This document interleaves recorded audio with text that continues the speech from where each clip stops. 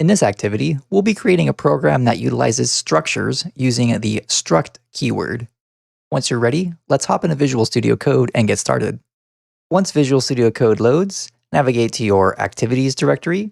We are on Activity 8, so double-click on a8.rs. Once the activity file loads, review the topic and program requirements. Attempt to implement a solution on your own with the video paused. Once completed, resume the video and I will demonstrate my implementation as well as provide insights to the activity topic. Alright, let's get started. As we can see, our topic is about organizing similar data using structs. The requirements are to print out the flavor of a drink and its fluid ounces. Our notes indicate that we need to use an enum to create different flavors of drinks. We need to use a struct to store the drink flavor and fluid ounce information. We need to use a function to print out the drink flavor and the ounces. And finally, we need to use a match expression to print the drink flavor. I'll start my program by creating the enumeration needed for the different flavors of drinks. Remember, with enumerations, we use the enum keyword followed by any word you want to call your enumeration. As long as it doesn't start with a number or is an existing keyword, then you can use it for your enumeration name. I'm going to call mine flavor. I'll have 3 different flavors for my enumeration. I'll have sparkling, sweet, and fruity. The next thing I'm going to do is use a struct to store the drink flavor and fluid ounce information. To create a structure, we use the struct keyword, and the same restrictions apply to it as the enumeration. So we can use any word we like, as long as it doesn't start with a number and is not an existing keyword in the Rust language. I'm going to call my structure drink. The fields we'll use in the drink are flavor and fluid ounces. So we'll have a field named flavor. That will be a flavor type. And then we'll have fluid, OZ. That will be our fluid ounces. We'll use an F64 for this data type, since that allows decimal points. So what we're doing here is we're using the struct keyword followed by a name to create a structure. The structure consists of multiple different fields of data. We have a field here and a field here. This first field is named flavor, and we're giving it a type of flavor. This type is defined here, and that's a type that we created, and it's an enumeration. We then have the fluid OZ field, which is our fluid ounces, and we're just giving that an F64. That way we can use decimal points for the amount of fluid ounces. Now that our flavor enumeration and our drink structure is created, we need to use a function to print out the drink flavor and ounces. So I'll create a function.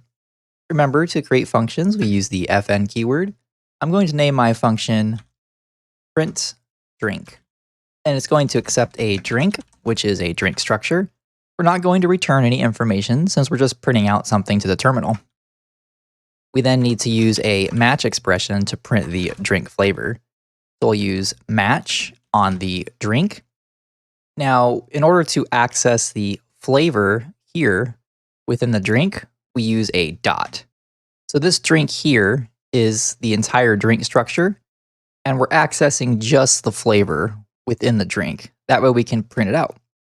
So we'll just type in drink.flavor. And now we know that the flavor field here within the drink is a flavor type.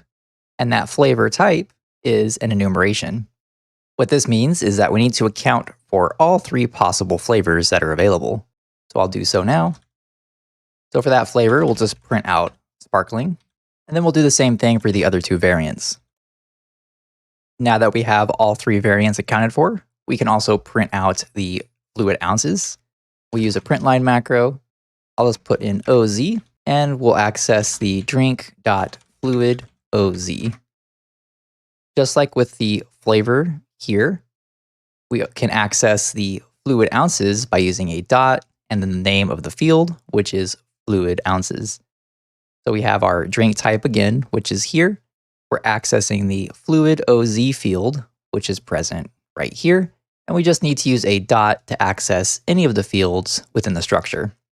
I'm also going to add the word flavor here on each one. That way we know what's being displayed to the user. The last thing we need to do is make some drinks and print them out. So I'll use So first I'll create a sweet drink. I'll just call it sweet, and that will be a drink. The drink consists of a flavor, which is the flavor type, and this is the sweet flavor. And then we have the fluid ounces, which is, and we'll give this one 6 ounces. Remember that F64 is a decimal point number, so we have to include .0 to tell the compiler that we're working with decimal points. When we create structures, we just have the name of the structure and the 2 curly braces, along with each field that the structure needs to be created. So here, our drink structure has a flavor and fluid ounce field, so that needs to be reflected when we create the structure down here in the main function. I'm now going to print out this drink, and we'll make one more drink. We'll do a fruity drink. We'll change the flavor to fruity, and this one can be 10 ounces. We'll then print that one out, and also make sure we have a separate variable name. And that should complete our program.